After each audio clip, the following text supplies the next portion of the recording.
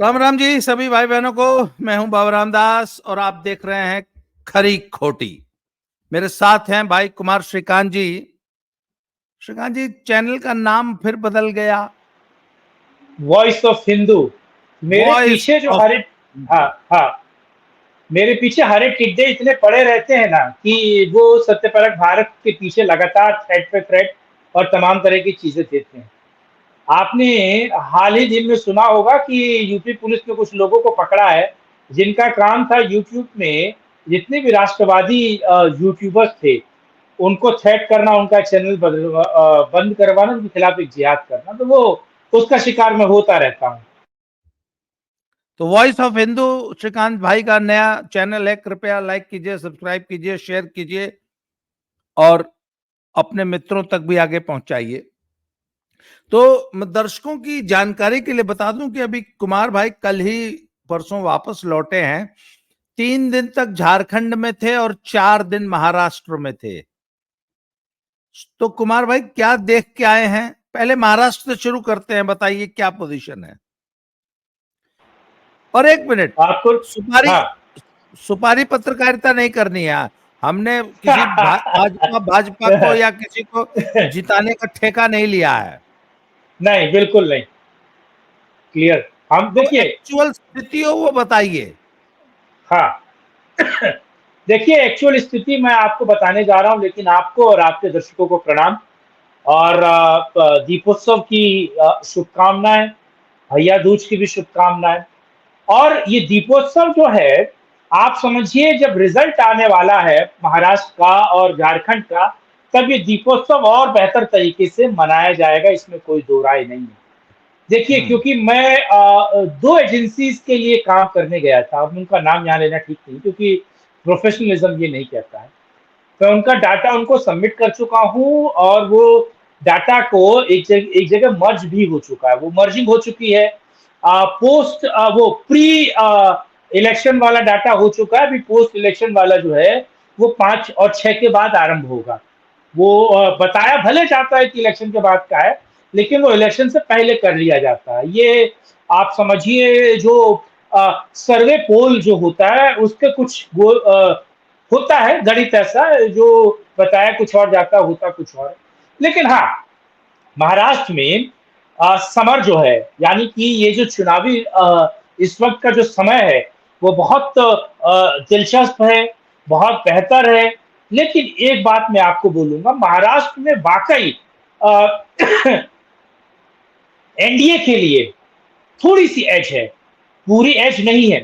अच्छा, कोंकण का जो इलाका है, पश्चिमी मुंबई का जो इलाका है, गोवा से मिलने वाला जो है, मध्य प्रदेश का आउटर रेंज का जो इलाका है, वो गुजरात से जो समीप का इलाका है वो, यानी कि बीजेपी खास तौर से जो महाराष्ट्र का आउटर आउटर है वहां पर बहुत बेहतर कर रही है। और विदर्भ में बीजेपी पिछली बार 24 के चुनाव में जो हारी थी और जो उसको दिक्कतें हुई थी, और खास तौर से जो ओबीसी वोट बीजेपी से छटका था, निकला था, चला गया था, वो बीजेपी के साथ वापस जुड़ रहा है।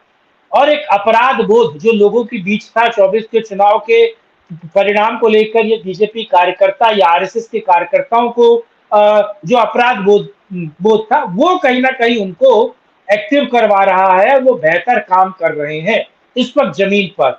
मैं आपको एक और बात बताऊं, मैंने ये एक जगह और बोला था, आपको ही बताता हूं। देखिए, मैं सोलापुर में था। सोलापुर में था और मैं बड़ा पाव होता है, बड़ा पाव, मिसल बड़ा पाव, तो वो मैं खा रहा था। तो वहां पर एक व्यक्ति और खा रहा था। अच्छा, उसके कपड़े से मैं समझ गया कि ये व्यक्ति संघ का है। उसके बातचीत से मैं समझ गया जो संघ वाले वाकई होते हैं, वो मूछें ऐसी रखते, देखिए नीचे तक नहीं रखेंगे, मूछ ऐसे रखेंगे, बिल्कुल clear cut, clean save the. और उसके सादे वस्त्र से मैं समझ गया था। तो मैंने उसको नमस्कार किया और मैंने उससे पूछा, तो मैंने कहा कि 60,000 में से कितनी मीटिंग्स हो चुकी है? तो उसने कहा 20,000। उसके मुंह से तपाक निकल गया। मतलब पहले तो मैंने इधर उधर की बात की, लेकिन जब बीच में मैंने पूछा कि 60,000 में से कितनी मीटिंग हो चुकी है, फिर उसने कहा 20,000।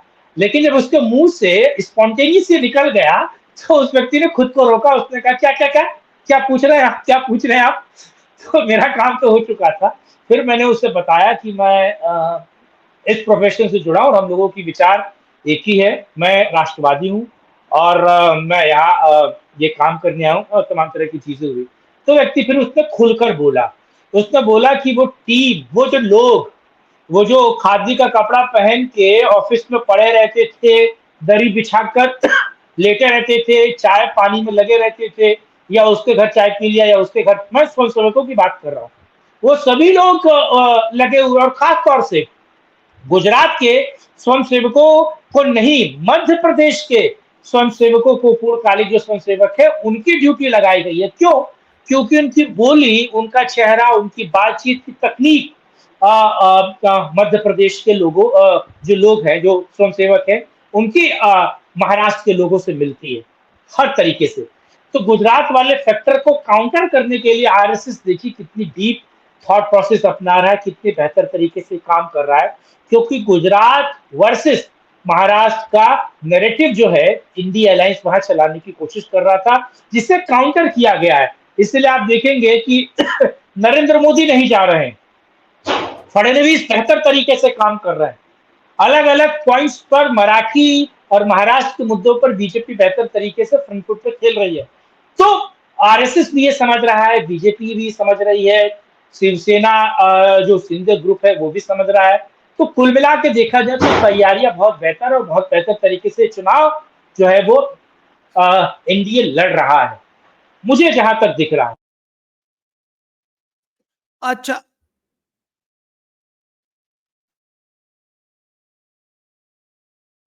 आप म्यूट है, म्यूट, म्यूट है। समस्या हो गई, बार बार अपने आप अनम्यूट हो जा रहा है ये।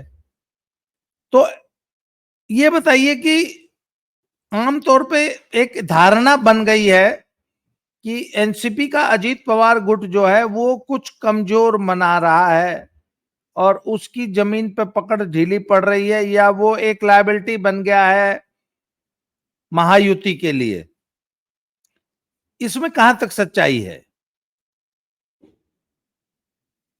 जमीन की बात बताता हूं मैं आपको, देखिए क्या मजाक है। विदर्भ का जो इलाका है जहां शरद पवार मजबूत है और वो बेहतर काम करते हैं। और आपको बताऊं, वहां के लोगों से मैंने बात की, किसानों से मैंने बात की, वो ये कह रहे हैं कि चुनाव के बाद, अब उनके बीच ये आरएसएस ने फैलाया है, एनडीए ने फैलाया है, ये किसने फैलाया है, लेकिन वो लोग ये मान रहे हैं कि चुनाव के नतीजे कुछ भी हो, शरद पवार एनडीए का हिस्सा हो जाएंगे। अब ये सोचिए, अब ये आरएसएस वालों ने फैलाया है, ये किसने फैलाया है, ये लोगों के बीच बात जा रही है। और मैंने ऐसा 3-4 लोगों से पूछा भी, और जो लड़के वहां सर्वे कर रहे हैं उन्होंने मुझे बताया कि पूरे महाराष्ट्र में नहीं, लेकिन जहां पर शरद पवार का एक बेहतर रुख है, वहां पर लोग ये कह रहे हैं कि, या फिर ये बात उनके दिमाग में है कि कहीं ना कहीं चुनाव का नतीजा आएगा तो शरद पवार एनडीए का हिस्सा हो जाएंगे और सेंट्रल में भी साथ आएंगे और तमाम तरह की चीजें होंगी। तो एक ये गफलत की स्थिति है। दूसरा, जिससे आप लाइबिलिटी कह रहे हैं, मैं उसे काउंटर नैरेटिव की तरह देख रहा हूं, यानी कि सिंधे ग्रुप को यह बताने के लिए कि साहब आप ही सब नहीं है, हमारे पास एक और सहारा है, हमारे साथ एक और व्यक्ति खड़ा है। हाँ, बीजेपी वाले बहुत सारे लोग इस बात को कहते हैं कि साहब इनको अपने साथ रखने की आवश्यकता नहीं थी, इनको अपने साथ लाने की आवश्यकता नहीं थी, क्योंकि इनके खिलाफ लगातार आप अलग अलग मंचों से बोलते रहे हैं। लेकिन मैं आपको एक बात बताऊं, कहीं ना कहीं आप समझिए अजीत पवार शरद को काउंटर करेंगे, शरद पवार को काउंटर करेंगे। दूसरा ये है उनकी जमीनी पकड़। और हाँ देखिए, जिन लोगों को वो टिकट दे रहे हैं, वो लोग अपने नाम से जीतते हैं, अपने काम से जीतते हैं, यानी कि उन लोगों का खुद का वोट बैंक है। और कांग्रेस ही बहुत सारे नेताओं को, छोटे छोटे कार्यकर्ताओं को अजीत पवार ने अपने पर मिलाया है। मैं आपको एक और बहुत महत्वपूर्ण बात बताऊं, आपको पता है अजीत पवार को इस संगठन में या फिर इस गठबंधन में लाने वाले देवेंद्र फडणवीस मिलकर डिसाइड कर रहे हैं कि अजीत किसको सीट दे, किसको सीट नहीं दे। मैं आपको बताऊं, 6 ऐसे लोग हैं जिनका नाम खुद देवेंद्र फडणवीस ने डिसाइड किया है, जिसको अजीत दादा पवार टिकट दे रहे हैं। 16 ऐसे लोग हैं जो सिंधे के ग्रुप से बीजेपी के लोग चुनाव आगे आ रहे हैं फाइट करने के लिए। तो लाइबिलिटी थी, लेकिन उस लाइबिलिटी का 20-22 सीटें अगर वो निकाल लेते हैं, मैं ज्यादा नहीं कह रहा हूं, 20-22 सीटें वो उस इलाके में निकाल रहे हैं, और अगर वो 20-22 सीटें निकाल लेते हैं, मुझे लगता है तो इसमें गलत क्या है। मजबूती तो मिलेगी, चीजें बेहतर ही तो होंगी, और कहीं ना कहीं जो एनडीए का वो है वो और मजबूत होगा। मन से बल्कि शिवसेना का खेल बर्बाद कर रही है, खराब कर रही है। मैं मुंबई में भी था, दक्षिणी मुंबई घूम के आया मैं पूरा, मुंबई सेंट्रल भी होकर आया, तो वहां पर कहीं ना कहीं आप समझिए कि ये चीजें क्लियर है कि अब मन से जो है वो अ, खेल खराब कर रही है उद्धव उद्धव साहब का। और जो शिव सैनिक पिछले 24 के चुनाव में अपने आप को साबित करने के लिए लगे हुए थे, उद्धव के ग्रुप वाले, इस वक्त वो पीछे हो रहे हैं। इस वक्त तो वो कह रहे हैं कि साहब इससे बुरा समय शिव सैनिकों के लिए कोई नहीं था, और इससे बुरा समय शिव सैनिकों ने देखा नहीं। आप ये समझिए, तो हताश है, निराश है। लेकिन एक और महत्वपूर्ण बात, मैं फिर आपका सवाल लूंगा। मुझे इस बात को कहने में कोई संकोच वो नहीं है, मतलब कोई भी वो नहीं कि कांग्रेस बहुत बेहतर कर रही है। कांग्रेस के साथ ये जो जालीदार टोपी वाले हैं ये, और एससी एसटी समाज में जो महार है, जो महार समाज है, आप ये समझिए, और खास तौर से बहुत सारे अग्रणी जाति में जो वैश्य समाज है, यानी कि जो व्यापारिक बंधु है, जो व्यापार करने वाला बंधु है, वो जुड़ा हुआ है। मैंने उससे पूछा, उससे मैंने बातचीत की, उससे मैंने जानने की भी कोशिश की, तो जाली टोपी वाला कुछ एक समूह जो वो भी बहुत बड़े पैमाने पर कांग्रेस के साथ जुड़ा हुआ है। तो कांग्रेस अगर सेकंड या थर्ड लार्जेस्ट पार्टी बनती है, और अगर वो थर्ड भी बनती है, तो मुझे लगता है सेकंड वाले से 2 या 3 सीटें ही कम होगी, वो इससे ज्यादा कम नहीं होगी। लेकिन कांग्रेस मुझे लगता है कि एनसीपी से बेहतर इस चुनाव में करेगी, क्योंकि उसका मैं देख रहा हूं वो काडर जोड़ रहा है। नाना पटोले का, हाँ। उद्धव भाव ठाकरे का क्या हाल है हमारे?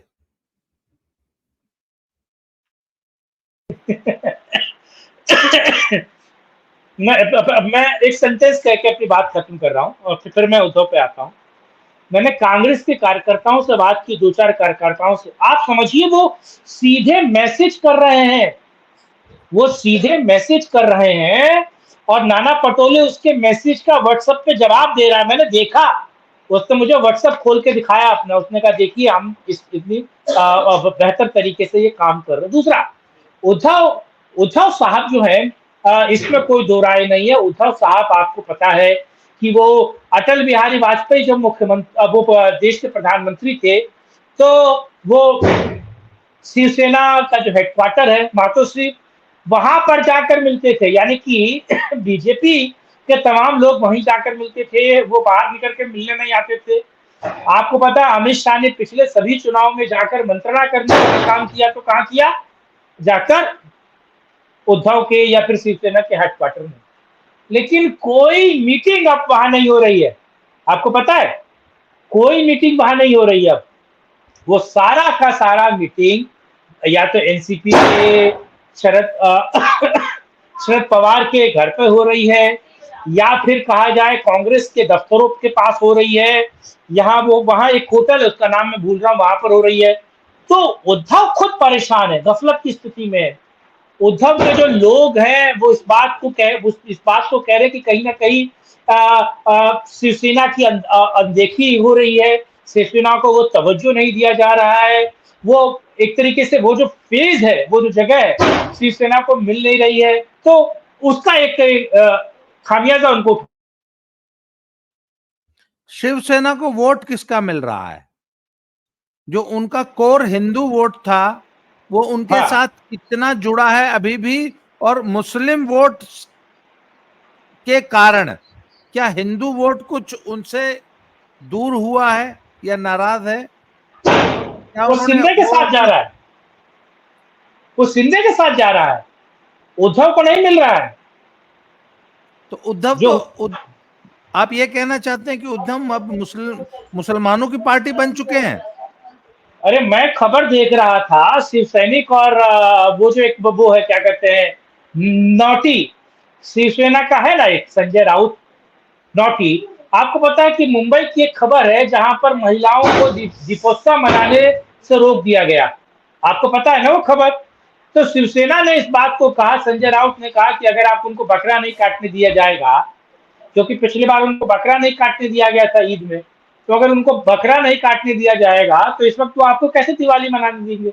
तो यानी कि जो कोर हिंदुत्व का वोट था वो सीधे तौर पर शिवसेना से खिसक रहा है और वो शिंदे ग्रुप के साथ मिल रहा है। और देखिए, मुझे लगता है कि जो शिवसेना वाला जो वोट है वो बीजेपी के पास डाइल्यूट होने में टाइम नहीं लगाएगा।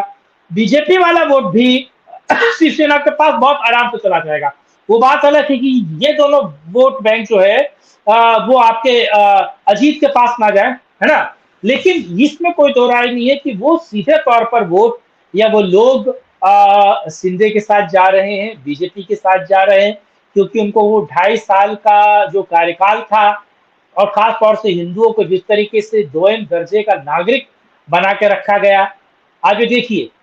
और मैं तो अभी 3 दिन पहले की आपको खबर बताऊं, एक बिरयानी वाली वीडियो बड़ी वायरल हो रही है, जिसमें वो जो मालिक है या फिर जो वो बिरयानी बनाता है वो किस तरीके से बता रहा था कि काव जो होती, मतलब गाय या फिर जो चौपाया होता है, भैंसा, उसकी मीट की बिरयानी जो है बनती थी और शिवसेना के बड़े नेता उसे खाते थे और बड़ा उनको आनंद आता था। ये तमाम तरह की चीजें तो वो खुद आ रही हैं खबरें। तो कहीं ना कहीं शिवसैनिक जो है और जो मराठा है और जो महाराष्ट्र की बात करता है, जो राष्ट्रहित की बात करता है, वो कहीं ना कहीं सीधे सीधे तौर पर शिंदे के पास जा रहा है, बीजेपी के पास जा रहा है, लेकिन इस बार उद्धव के पास नहीं जाएगा। उद्धव के पास वही है, जाली टोपी वाले वोट। महायुति का चुनाव किस के चेहरे पे लड़ा जा रहा है, शिंदे के या फडणवीस के, किसके चेहरे पे? महायुति का चुनाव बड़ा बेहतरीन लड़ा जा रहा, आप समझिए। एक है उसमें मुख्यमंत्री, मुख्यमंत्री महिला या वो बहन जो योजना है। आपको पता है बीजेपी जब उसको प्रमोट करती है या देवेंद्र फडणवीस जब उसको प्रमोट करते हैं तो मुख्यमंत्री मातृत्व या फिर जो बहन योजना नहीं कहते हैं, वो कहते हैं महिला की जो जो योजना है, मुख्यमंत्री शब्द हटा देते हैं। ये पीला जो मैं ये जो मैंने पिंक पहना हुआ है, यही कोट पहने हुए अजीत दादा पवार घूम रहे हैं पूरे महाराष्ट्र में। ऐसा ही कोट देखिएगा आप उनको, वो पहन के घूम रहे हैं और वो कह रहे हैं कि वित्त मंत्री मैं हूं। वित्त मंत्री है वो महाराष्ट्र के, आप समझिए। ये योजना के लिए आइडिया मेरा था, पैसा मैंने दिया क्योंकि मंत्रालय मेरे अंदर है। तो तीनों पार्टियां उसे अपने अपने हिसाब से भुनाने की कोशिश कर रही हैं। लेकिन इसमें कोई दो राय नहीं है कि अमित शाह जब भी उनकी 2 रैलियां हुई और उस दोनों रैलियों में उनकी बातों से क्लियर था, बिल्कुल बेहतर तरीके से था कि उनकी पूरी की पूरी सोच जो है वो शिंदे को लेकर है कि शिंदे मुख्यमंत्री के तौर पर है। देखिए क्लियर तो कोई नहीं कह रहा, लेकिन मुख्यमंत्री के तौर पर मराठ में पूरे महाराष्ट्र में शिंदे का नाम है। लेकिन बीजेपी ये चाहती है कि अगर उनकी सीटें 120 के आसपास आती हैं, 110 के आसपास आती हैं, तो वो फिर काउंटर नैरेटिव या पहले इसके आसपास भी आती है, तो वो काउंटर नैरेटिव खेलने के लिए मुख्यमंत्री के तौर पर देवेंद्र फडणवीस, आप देखिए देवेंद्र फडणवीस लगातार कर रहे हैं, अलग अलग जनसभाओं में जा रहे हैं, किस तरीके से उग्र हिंदुत्व की बात कर रहे हैं, राष्ट्रवाद की बात कर रहे हैं, वीर शिवाजी की बात कर रहे हैं, संभाजी की बात कर रहे हैं। तो किसका मतलब यह है कि वो इस बात को समझते हैं कि मुझे अपनी पार्टी को सबसे बड़ी पार्टी बनाना, और इसमें कोई दो राय नहीं कि बड़ा भाई इस गठबंधन में बीजेपी।